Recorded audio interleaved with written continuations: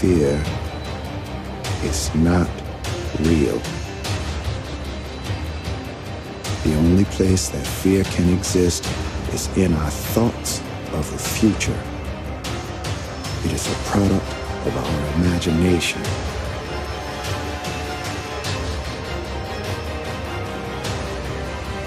Do not misunderstand me. Danger is very real, but fear is a choice.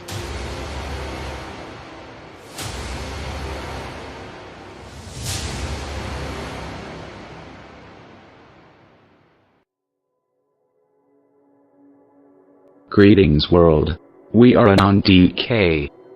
As we continue with our genealogy and history of the elite who control your life, we have come from 4004 BC to 483 BC. Now we see the death of the Indian prince Siddhartha Gautama, who like so many other elites left his life of wealth and power to sit and think, which led to him being deified after his death and named Buddha. In 479 his dedicated follower Confucius followed him in death. We see after his death he was also made a god. This is what the elite do and how they have created many religions. We will not linger on them as we have discussed this in previous videos.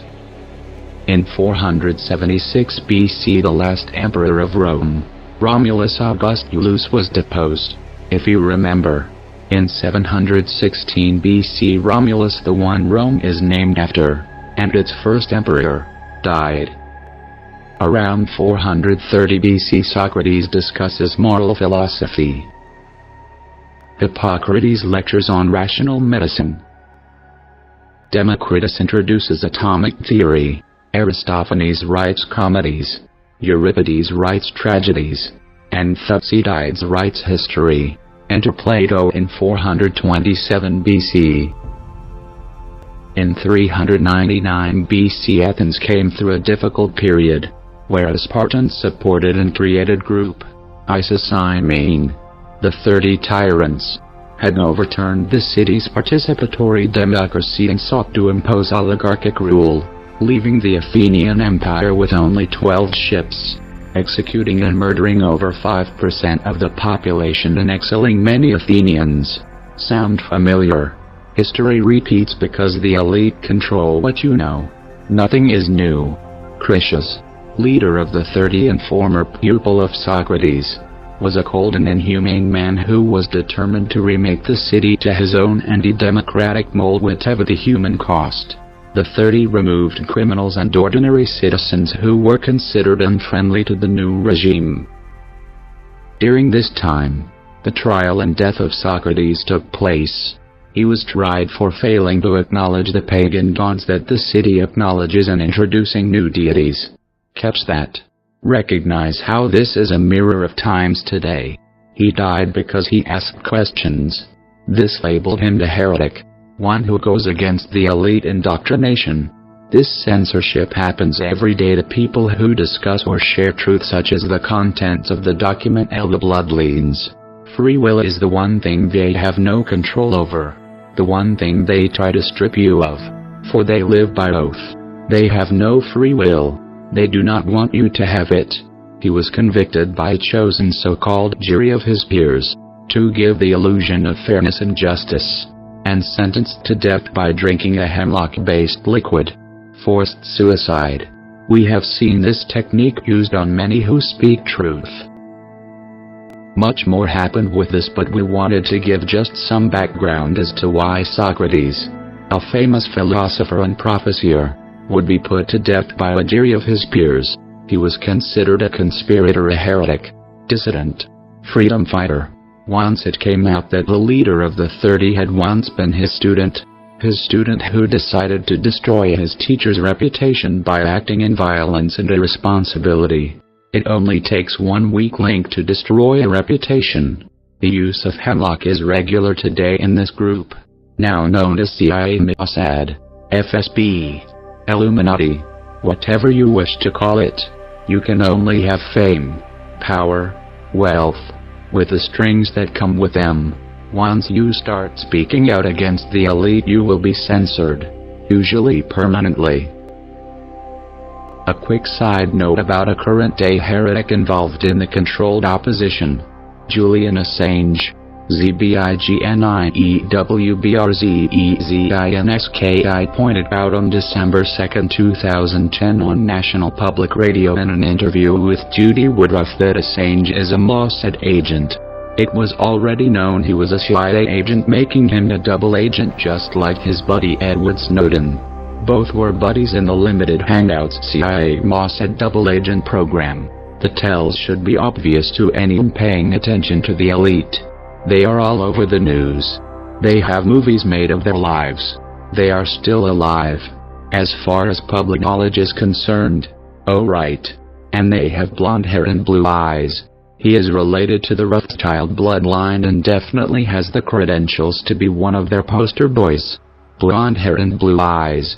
He grew up in a CIA-created cult which raises children in their mind control program. Assange the original has been long dead and the new one who visits the embassy lives in a Rothschild apartment and is protected by one of their lawyers. There is a decent article about him by Gordon Duff, chief editor of Veterans Today and Insider Leaker. Duff explains how deep the friendship between Assange and Benjamin Netanyahu goes. Assange may publicize himself in the Ecuador embassy in London, but he does not live there. It makes for the dramatic story the elite love to blind the public with. It is far too easy to make doubles. Those who do not go along with the agendas or who one day wake up and decide to do the right thing are censored to death. The CIA officially took control of its WikiLeaks organization many years ago, at which point Assange was disposed of, to feed you selected leaks to further the elite's agendas. WikiLeaks, like The Guardian and many other big names leakers are told to go to, is just a honeypot to catch those who wish to speak truth. It makes sense that Snowden and Assange, Barrett Brown and others in the spotlight are there to draw other innocents and only to murder or jail them. It is a perfect way to keep the dissidents and heretics weeded out. Control the opposition. Show the false hope of success and people will follow. Now back to our timeline. During this time in 399 BC, the Etruscan society, like the Roman and Greek societies, accentuates the freedom and sexuality of women and shows specific attention to the mother's side of the family. The female was superior. The mentality of society is shaped by the elite. They control all who are allowed into power, into the spotlight, into your minds. We must be vigilant. In 343 BC, Aristotle becomes the teacher of Alexander the Great, who shortly thereafter became the ruler of Macedonia. In 323 Alexander dies aged 33. We see many before him and after him murdered by the elite at age 33 and Jesus. John Belushi, Chris Farley, Sam Cooke, Karen Carpenter, Carolyn Kennedy, Eva Braun, Catherine of Siena, Marcel Cerdan, Sanjay Gandhi, Richard II of England, Wolfgang von Trips, Leviathan Schnirelman, Theo van Gogh, and the list goes on and on and on. 287 BC brings us the birth of Archimedes. No, not the owl from the movie The Sword and the Stone. The real Archimedes, Greek mathematician. In 224 Colossus is destroyed by earthquakes, and 10 years later the epic Great Wall of China is under construction. This allowed the elite to do their favorite thing. Keep a closed society to continue control unwatched and uninfluenced by outsiders who could damage the programming. We see the same today in North Korea and America, which brainwashes its citizens into thinking it is the greatest country in the world, leaving them unable and unwilling to look beyond the walls. This also makes it much easier for a society to allow its government to slaughter any target they choose. In 221 BC, the Qin dynasty, whose descendants are known today as the Li family, after 9 years of successive wars, took over every region of China and moved to outlying regions as well. They became the largest empire in history to that point. They were known for their centralized society where every dissenter against the rule of the court was killed, tortured, or sent for forced labor. and most literature was destroyed. The people were enslaved, known as drafted for wars and great construction projects. Weights and measures were introduced by Emperor Qin. Under the dynasty, 460 scholars were buried alive. Weapons were banned. The wealthy were moved to the capital to be easily controlled and protected. They kept a military officer and a civilian in command of each of the 34 areas. The people eventually rebelled, and then we see the Han emerge. Not to be confused with the Huns. It is quite easy to spot the bloodline through countries and cultures. The bloodline's consistency would be admirable were it not for the serious atrocities in what they are consistent in. The Han dynasty was based on Confucius' peaceful teachings, and China thrived. The population of China in the census too had showed 57 million. Sadly, by 220 AD the emperor had become a puppet, and the country had again returned to internal battles that irrevocably tore it apart. 211 BC an alliance with the Greek Aetolian League was formed, protecting them against the marauding King Philip of Macedon. In 146 it was destroyed and its members dissolved. Around 192 BC we see more Syrian wars as the Romans pass a declaration of war against King Antiochus III. Antiochus, using the tactics used by King Xerxes in his war against the Spartans, did manage to escape, however his entire military was destroyed. 149 BC a Roman writer and senator, Cato the Censor, also called Cato the Wise, Cato the Ancient, and born Marcus Porcius Cato, publishes his work, The Origins. It is a history of Rome up until that point in time. The province of Illyria, which is where the Naphtali tribe settled after Troy if you remember, is annexed into the Roman Empire around 129 BC. The tribe was known as the Seleucids at this time, as well as other names, but we will attempt to keep it simple so as not to confuse. We will discuss it further in our next video. The area the tribes inhabited was called many things: Illyria, Thracia, Pannonia, areas named for the families who occupied them, all part of the same tribe of Naphtali. In 109 BC the Roman legion were sent to face the Seleucid invaders, which were the remnants of the elite tribe Naphtali. The consul Diogenius Silanus led the legion. The Seleucids attacked and smashed through his lines, killing almost all of his army, estimated at about 8 legions. The Seleucids were fierce and fearless warriors who killed much of the Roman legion and were responsible for its demise. Legions would go into the woods of Pannonia, never to be seen again. Around this time there is an obvious change in the Roman society and government. The previous army is reformed to create the remaining legionaries. A weaker empire, whose land which was taken when they were the strongest power was now too big to handle, thanks to the Seleucids thinning them out. Most of the Rhine and Frank areas were sparsely protected by the legion, and the focus was mainly the area of current-day Italy. The lands surrounding what we know as Italy today were constantly attacked by the Seleucids, also known as the Illyrians, Thracians, Germanic tribes and more, as well as having many internal battles as the elite bloodlines always do. There is perpetual restlessness in the nations controlled by the elite. Like waves, they crash over everywhere they look, swirling around Europe and the Middle East throughout history. On July 13, 100 BC, one of the most popular Romans is born of the bloodline, Gaius Julius Caesar. He is murdered during the Ides of March in 44 BC. The Ides were created by the Pope, as the 13th through the 15th of the month. At that time the Pope was the ruling head of the families.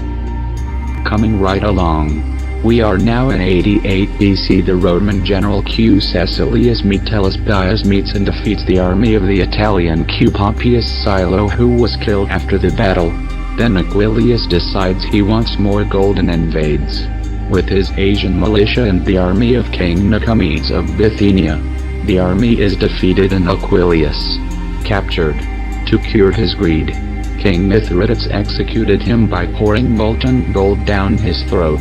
At least it is a fitting death for those consumed by greed. King Mithridates invades Greece and issues an edict that all Romans and Italians are to be killed. The number of dead reaches about 110,000 people. We have heard of many of these ethnic cleanses and purgings through history. The ones going on today are kept out of the media, such as what is really happening in many African countries and Syria and many other places. Nonetheless, the crusade of old never ceased.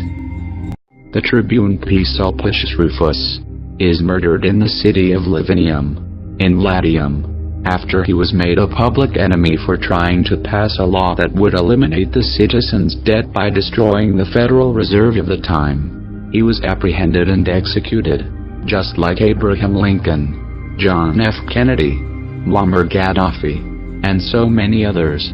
His head was placed upon a spear and placed in the Forum Romanum. In 73 BC there is a slave revolt under Spartacus, who raises a revolution with his fellow gladiators and breaks out of the prison camp they are caged in. Gladiators were slaves, bought and sold and trained by the elite to kill each other for the elite's enjoyment. Other slaves from the surrounding countryside quickly flocked to join his army. Julius Caesar is elected as a military tribune and is posted under the staff of M. Licinius Crassus. Caesar and Crassus chase the slaves and battle them until they are defeated in 71. The 6,000 surviving slaves are crucified on each side of the road to Rome down the length of the Via Appia. Shock therapy to keep citizens and slaves in line and in control. Fear. Governments take care of this, now depicted in TV shows and movies, by punishing whistleblowers and other freedom fighters with outrageous sentences and other fear rituals. During this time pirates and Thracian riders attacked the Roman Empire constantly. The Thracians were also of the Naphtali bloodline. They, like many of the bloodline, wanted total control. The elite still fight amongst themselves today. They play both sides. Many lands that had been conquered and lost by the Romans centuries before were being annexed, absorbed into the empire, an ancient United Nations, Tower of Babel, in an attempt to help ease conflicts and create the one world order of that age. In 64 BC, after a revolt in Syria, the province was annexed as well. Things never change. In 59, Caesar was given the governorship of Cisalpine, Gaul and Illyricum for 5 years. The history of this period will clearly show you that centuries of battles were fought against the Gallic, also known as Germanic tribes. The tribes consisted of the Thracian, Thracian, Illyrian, Pannonian tribes, all families of the Naphtali. As they grow in numbers and desire to be the one ruler, they divide and rename themselves. However, the debt of Rome on his shoulders, Caesar decides to attempt to battle his way through the tribes to a region in the Germanic area that was then called Thracia, over the Rhine on the other side of the Danube. This was the area where the elite tribe of all the Germanic tribes lived, and they were the ones who had never been defeated in history. Hearing of this, the Illyrian chief, Ariovistus, was asked to help the Gallic tribes fight and defeat Rome. He agrees happily and invades Rome with his equestrian warriors. Many bloody battles ensue until 54 BC. We will go into these tribes and the area of Pannonia later on. For now we will stay focused on the Romans.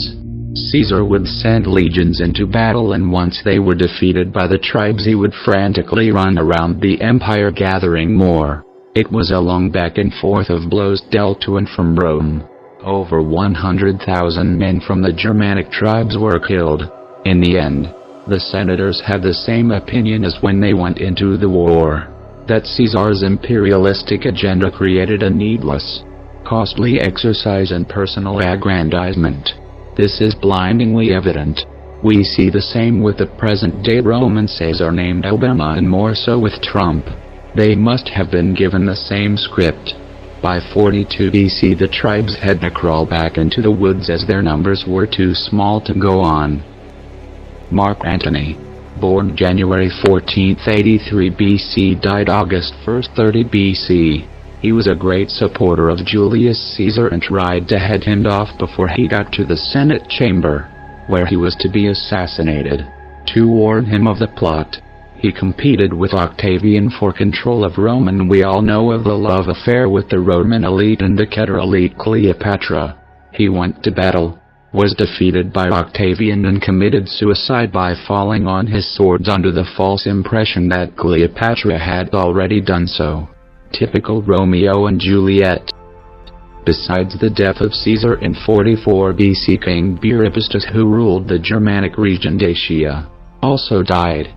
In 42 BC, Julius Caesar, the dictator, was officially declared a god by the Senate, led by his nephew Caesar Octavianus, also known as Augustus, who is proclaimed as Divui Filius, which means son of a god. In the past 5 years, 2 more wars in Syria had occurred, and one is just starting in 39. In 40 BC, Herod is appointed as king of Judea by the Senate, a puppet king for Rome. During his rule, Herod, hearing news of a boy who would be king of the Jews, the Judeans, ordered all male children born during the time to be murdered. In 30 BC, Crassus Jr. takes an army and campaigns in the Balkan regions. He drove the then-called Bastroni back across the Danube River, and reduced the Germanic tribes, who were under the tribe names of Thracian, Pannonian, Illyrian, Moesian, Dacian, Khazarian. The lands each family occupied were named accordingly. The land was incorporated into Macedonia. This line of provinces set the border of the empire in this region as the Danube River. In 18 BC, Germanic leader Ariminus was born. The next year, Ludi Seculares was created. These games were quickly known for their use of Christians as sacrifices in the theater, either by lions, tigers, or bears, or being made to kill each other, mimicking the gladiators, or burning at the stake. You will notice how once again Hollywood, which is the elite mind control machine for the world, have once again made fun of the slaughter of those who stand against them, by using the chant lions and tigers and bears in their movie Wizard of Oz, mocking those they murdered in their purge. Although the games had been going on for centuries with gladiators, chariot races, plays, music and competitions, once the gladiator revolt happened and all the gladiators were killed, they had mostly lost luster until Augustus brought the new twist. Why use trained men and money when you can round up the unwanted, the anarchists, the dissident, and kill 2 birds with 1 stone? In addition to this, daytime sacrifices were put in place at the temples on the Capitoline and Palatine hills. At night they had ceremonies and sacrifices to Gonzilifi, goddess of childbirth, Terra, goddess mother of the earth, and Moiri, fate, the trinity of the time. These rituals continue today. We can see all of the same satanic practices and rituals in the Olympics, forcing the satanic rituals to be witnessed, which is participation and performed by the masses across the world. In about 16 BC, a Pannonian war against several tribes in the area were successfully completed by Tiberius. In 1 BC, Yeshua the Nazarene was born in Bethlehem of Judea during a lunar eclipse. Syria's governor Cyrenius was in rule. Previous historical documents placed Cyrenius in power earlier in 4 BC, and it was known he was in power at the birth of Yeshua. Archaeological finds prove Cyrenius was in power not once, but twice, placing the birth of Yeshua in 1 BC correct, also due to the fact that Herod, who was king at the time, and died during the child's first year, on the Judean holiday called the Passover, and during a lunar eclipse. The eclipse was December 29, 1 BC, the change of a millennium. An eclipse, the death of a king, the birth of a king, the death of an elite, the birth of an elite. It was a very busy year. In 70 AD, Jerusalem was destroyed by Titus and many documents have been lost. We have had to research archaeology, astronomy, and ancient texts to fit the puzzle back together. Oh yes, I said elite. He brought a new bloodline into the mix. and carried a new blood type. This brings us to the new millennium.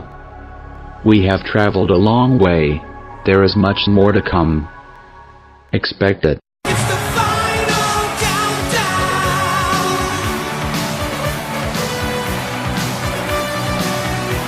The final